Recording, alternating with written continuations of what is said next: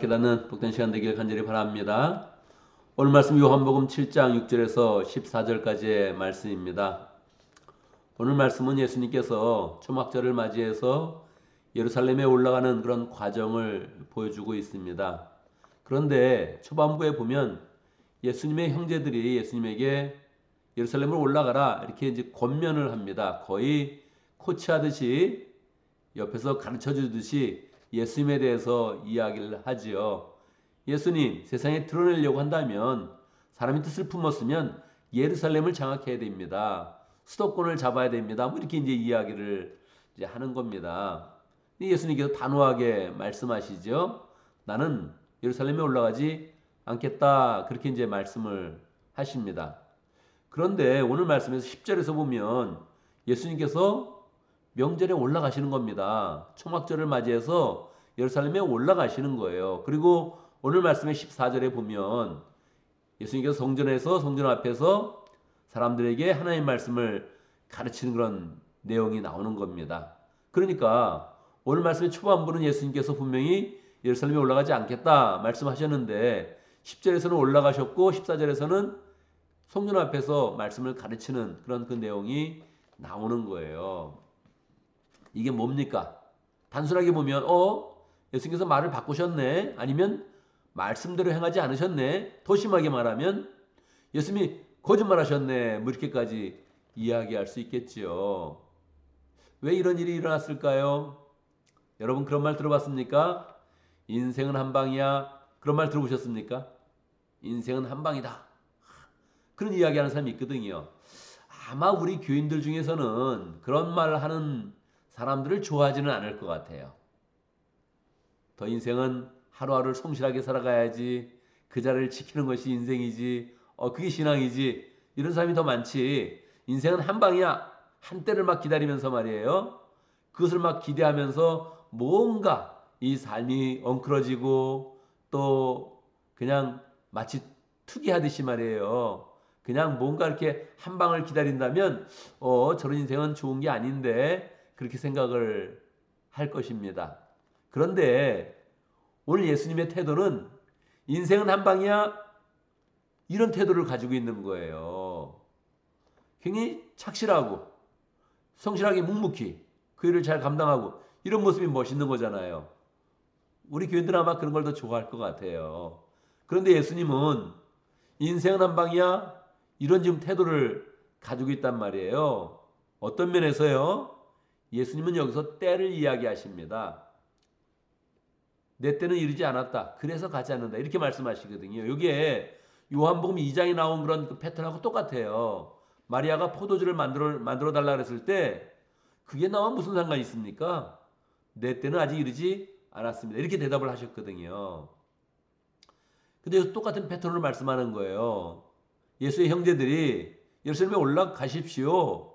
거기서 대중을 잡아야 됩니다. 이렇게 이야기했을 때 아니다. 너희의 때는 항상 준비가 됐는데 내 때는 준비가 안 됐다. 나는 올라가지 않는다. 이렇게 이제 말씀을 하셨단 말이에요. 그러니까 똑같은 패턴이 두 번 나왔기 때문에 예수님이 정말 한 때를 기다리시는구나. 한 방을 기다리시는구나 하는 것을 명확히 알 수 있지요. 이 때는 어디서 해결이 될까요? 요한복음 12장 28절에서 해결이 됩니다. 거기 다시 예수님께서 말씀을 하세요. 내 때는 이르지 않았다. 늘 이렇게 말씀하셨는데 요한복음 12장 28절에서는 내 때가 이미 이르렀다. 이런 이제 말씀을 하십니다. 어떤 때가 이르렀을까요?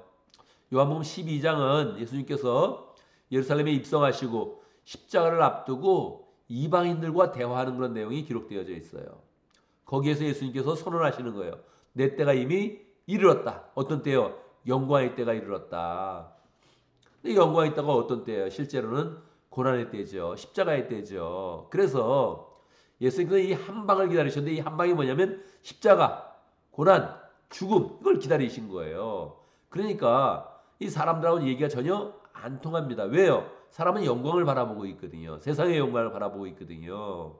이 예수님의 형제들이 지금 세상에서 지도자가 되려고 하면 수도권을 잡아야 된다. 예루살렘을 잡아야 된다. 거기 있는 대중에게 민심을 얻어야 된다. 이렇게 지금 이야기를 한단 말이에요. 예수님은 그 민심 필요 없다. 그런 대중 필요 없다. 나는 제자가 필요하다. 할렐루야. 나는 구원의 백성이 필요하다. 할렐루야. 이렇게 지금 이야기하시는 거예요. 그래서 그 형제들의 얘기에 대해서 너희들 방식으로는 올라가지 않는다. 이렇게 이야기하시는 거예요. 너희들 방식으로 일하지 않는다. 너희들이 기대하는 바와 나는 전혀 다르다. 이걸 명확하게 말씀하시는 거예요. 그리고 나서 10절에서 예수님이 조용히 올라가십니다. 그리고 예수님의 방식으로 올라가서 예수님의 방식으로 복음을 전하시는 거예요. 하나님의 그 천국 복음을 선포하시는 거란 말이에요. 그래서 지금 이 방식이 사람들이 생각하는 그런 방식, 특히 예수님의 동생들이 말했던 방식하고는 전혀 다른 방식으로 올라가기 때문에 너희들 방식으로는 올라가지 않는다. 너희들 방식으로 사람의 마음을 얻지 않는다. 너희들 방식으로 대중을 사로잡지 않을 것이다. 이거를 명확하게 말씀하시는 것입니다. 그리고 나서 예수님 방식으로 올라가셔서 이제 천국 백성들에게 하나님의 말씀을 이제 선포 하시는 거죠. 그러면서 이제 7장에서 중요한 그런 그 메시지가 이제 나오는 겁니다. 예수님이 가장 우리에게 전하기를 원하셨던 그런 그 메시지가 이제 후반부에 나오게 되는 것입니다. 우리는 이제 이 말씀을 보면서 인생은 한 방이다. 이런 예수님의 태도 이런 걸 이제 배워야 되죠. 사람들은 다 살면 자기의 방식이 있는 거거든요. 난 이렇게 살 거야. 이게 내 삶에 만족해. 이게 내 스타일이지. 이런 거 이제 가지고 있어요. 뭐 그런 거 좋습니다. 그런데 그 스타일이 하나님이 기뻐하시냐? 하나님이 원하시냐? 주님이 인정하시냐? 이걸 늘 생각해 봐야 됩니다. 다 사람마다 성격이 있는 것이고 다 사람마다 생각이 있는 것이고 다 사람마다 자기 방식이 있는 것입니다. 어떤 방식을 유지하든 괜찮아요. 서로 다 인정을 해줘야 되죠. 그런데 중요한 것은 그게 예수님의 방식과 닮았냐. 이게 중요한 겁니다. 나도 인생의 한 방이야 이렇게 이야기했는데 내 한 방은 예수님이 말씀하시는 한 방과 달라. 절대 안 됩니다. 그렇게 살면. 나는 하루하루 만족하는 게 중요하다고 생각하는데 예수님은 그게 아니야. 그러면 그걸 고쳐야 됩니다. 바꿔야 됩니다. 예수님이 무엇을 말씀하시나, 예수님이 어떤 방식으로 한 방을 기대하시나, 이거를 정확히 알면서 그 삶을 닮아가려고 하는 그런 삶을 살아야 되죠. 그러니까 어떤 방식으로 살든지 다 자기 생각과 성격대로 잘 살아가는 것입니다. 근데 가장 인생의 중요한 그런 문제, 영혼의 문제에서는 예수님의 말씀을 받아들이고 그 생각을 따르고 그 방식을 잘 본받으면서 우리도 다른 것에 인생을 걸지 않고 영적인 것에 인생을 걸고 영혼권의 인생을 걸고 교회를 세우는데 인생을 잘 걸어서 우리 그런 삶 가운데 하나님이 원하시는 방식에서 거기에서 하나님의 영광을 나타내고 또 하나님이 원하시는 그런 삶의 열매를 잘 나타내는 그런 삶이 되면 좋겠습니다. 오늘도 말씀 가운데 기도 제목을 붙잡습니다. 우리가 하나님의 때를 맞춰서 잘 생활하는 그런 사람 될 수 있도록 내 때는 딱 사람들의 때와 다르다 이렇게 말씀하셨는데 하나님의 때에 맞춰서 우리 그런 삶을 잘 초점을 맞추고 목표를 맞추고 살아가는 그런 하나님 백성 될 수 있도록 기도합니다. 오늘도 목장을 위해서 기도하는데 러시아 목장을 위해서 기도하겠습니다. 준 목자님 위해서 기도하고 펄 목군이 위해서 기도하고 또 모원들 위해서 기도하고 또 장태호 선교사님 위해서 함께 기도하도록 하겠습니다. 교회를 위해서 기도하는데 우리 새가족들을 위해서 기도하면 좋겠습니다. 우리가 늘 새가족들을 잘 전도를 해야 되죠. 누굴 위해 전도합니까?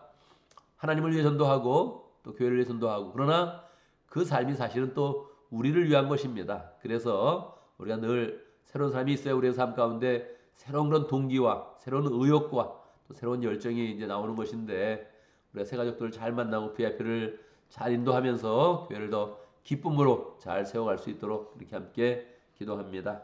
제가 먼저 기도하고 함께 기도하는 시간 갖도록 하겠습니다. 기도합니다. 할렐루야. 기도하겠습니다. 하나님 아버지, 우리에게 인생의 기쁨과 열정과 목표와 또 모범을 예수님을 통해서 보여주시니 감사합니다.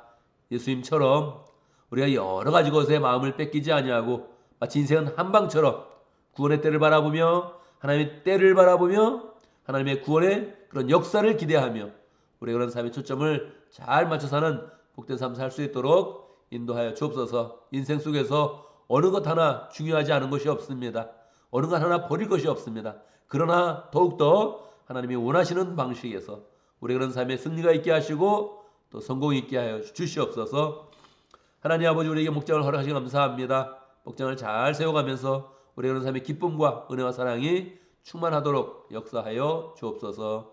특별히 러시아 목장을 위해서 기도합니다. 준 목장이 열정으로 하나님 아버지 믿음 안에 살아갈 때 노력할 때마다 주님께서 은혜 주시고 능력 주시고 축복 주시고 목장을 잘 세워갈 수 있도록 역사해 주옵소서. 비아피를 만날 때마다 하나님 아버지 예수님의 그런 사랑과 은혜를 도와주시고 사람이 잘 연결될 수 있도록 역사하여 주옵소서.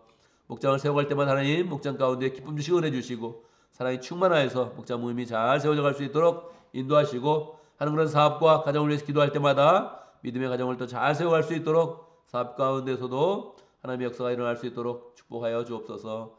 장태호 선교사님 축복해 주시고 러시아 지역에서 열정으로 사역하고 있는데 하나님 건강으로 함께 해주시고 전 인생을 다 그 지역을 위해 사역하였는데 하나님 주님께서 인정하시는 그런 사역 될 수 있도록 역사해 주시고 또 러시아 지역에는 모든 상황 가운데서도 사람들을 잘 전도하며 교회를 세워가는 그런 사역을 잘 감당할 수 있도록 축복하여 주옵소서. 하나님 아버지, 우리에게 늘 새로운 사람들을 보내주심을 감사합니다. 새로운 사람을 보내주시면 우리도 일거리가 많고 해야 될 것도 많고 섬길 것도 많습니다. 그러나 그것이 우리의 그런 삶의 기쁨이며 능력이고 또 행복인데 하나님 아버지, 새로운 사람들을 잘 맞이하며 우리 가운데 또 새로운 분을 찾을 때마다 우리의 그런 마음 가운데 열정과 은혜와 기쁨이 넘쳐나도록 역사하여 주옵소서. 하나님 아버지, 우리 믿음의 식구들 축복하며 기도합니다. 열정으로 주님을 섬기며 아침마다 기도하고 저녁마다 기도하고 또 삶 가운데서 늘 주님과 동행하려고 노력합니다. 그 모든 삶 가운데 하나님께서 함께 하시고 축복하시고 인도하여 주옵소서. 필요한 모든 것들을 공급하여 주시고 직장과 사업 가운데 은혜를 도와주시고 하나님 아버지 직장과 사업 가운데 하나님의 축복을 많이 받으며 그 모든 역량을 또 하나님의 나라를 세워가는데 잘 사용하고 또 가정과 또 목장을 세워가는데 늘 축복의 그런 마음으로 또 섬겨갈 수 있도록 역사하여 주옵소서. 오늘 하루도 모든 일 가운데 함께 하시고 보호해 주시고 인도하시고 동행하여 주옵소서. 예수님의 이름으로 기도드리옵나이다. 아멘.